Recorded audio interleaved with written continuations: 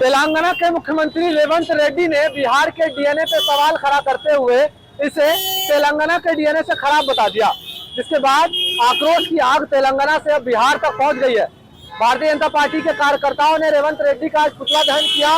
इनसे हम जानेंगे क्या बिहार का गौरव कम है, क्या क्यों बोल रहे हैं ऐसा। बिहार के गौरव को समझने की उनको आवश्यकता है। महात्मा बुद्ध की धरती ज्ञान की भूमि रही है, मोक्ष की भूमि बिहार रही है।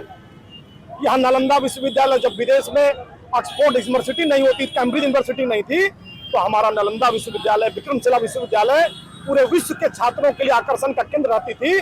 उसी बिहार के डीएनए पे, यहाँ के जैन समुदाय के, यहाँ बिहार ने जो पूरे विश्व को लोकतंत्र दिया है, उसी बिहार के डीएनए को खराब करने का काम उसने किया। उनका ज्ञान और मस्तिष्क तो खराब हो गया है, इसीलिए उन्होंने यह गंदा बयान देने का काम किया। कांग्रेस के इतने बड़े नेता है, मुख्यमंत्री पद पर सुशोभित हुआ, ऐसा बयान।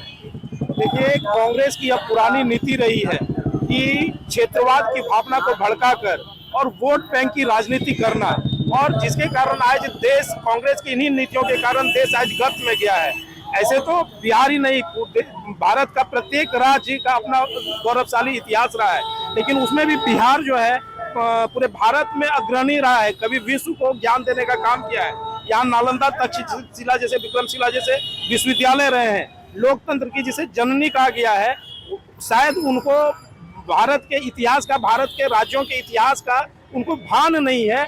इस कारण से उन्होंने इस प्रकार का बयान दिया है, और कहीं ना कहीं ये कांग्रेस की मानसिकता को दर्शाता है।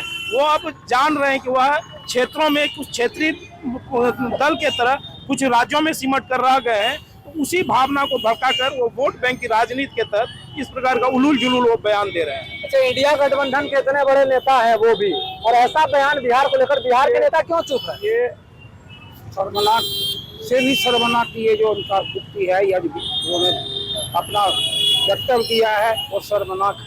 क्योंकि बिहार लोकतंत्र की जननी है, और कहते हैं कि बिहार का डीएनए खराब है। आज बिहार पूरे देश को प्रकाशित कर रहा है ज्ञान के क्षेत्र में और क्षेत्र में।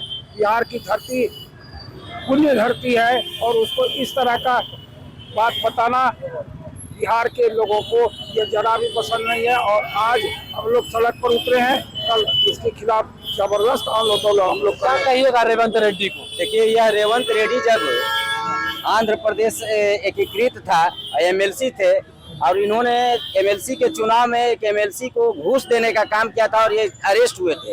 ये सजा याफ्ता अपराधी भी है, हैबिचुअल अपराधी है। और इन्होंने तेलंगाना का मुख्यमंत्री बनने के बाद सबसे पहली प्रतिक्रिया जो दी कि मेरा जो डीएनए है बिहार के डीएनए से अच्छा है, और केसीआर को माइग्रेटेड बताया। इसको बताना चाहिए कि जो इटली से माइग्रेटेड होकर उसकी अध्यक्षा भारत आई है, उसका डीएनए कैसा है। स्टीफन माइनो की बेटी को, स्टीफन माइनो का भारत की आजादी में क्या योगदान रहा है, सोनिया का क्या योगदान रहा है, जिसका डीएनए स्वयं सशंकित है, वो दूसरे बिहार के जैसे गौरवशाली राज्य के डीएनए पर सवाल उठाएगा, जो सम्राट अशोक, चंद्रगुप्त, चाणक्य की धरती रही है, जिसने प्राचीन काल से भारत को और विश्व को ज्ञान देने का काम किया है। इस राज्य के डीएनए पर ये जो उंगली उठाए है, किसी कीमत पर हम बर्दाश्त नहीं करने वाले हैं। और आपके माध्यम से रेवंत रेड्डी, कांग्रेसी, लालू यादव और नीतीश कुमार, सबको हम चेतावनी देते हैं कि बिहारियों का अपमान पर वो चुप रहेंगे तो बिहारी उनको बिहार से खदेड़ कर यही तेलंगाना में भेज देंगे। तो आप देख सकते हैं जो भारतीय जनता पार्टी के कार्यकर्ता हैं वो सड़क पर हैं, और सड़क पर आकर कांग्रेस के बड़े नेता तेलंगाना के मुख्यमंत्री रेवंत रेड्डी का पुरजोर विरोध कर रहे हैं, क्योंकि रेवंत रेड्डी ने बड़े मंच पर डॉक्टर बनकर बिहार के डीएनए को तेलंगाना के डीएनए से खराब बता दिया था।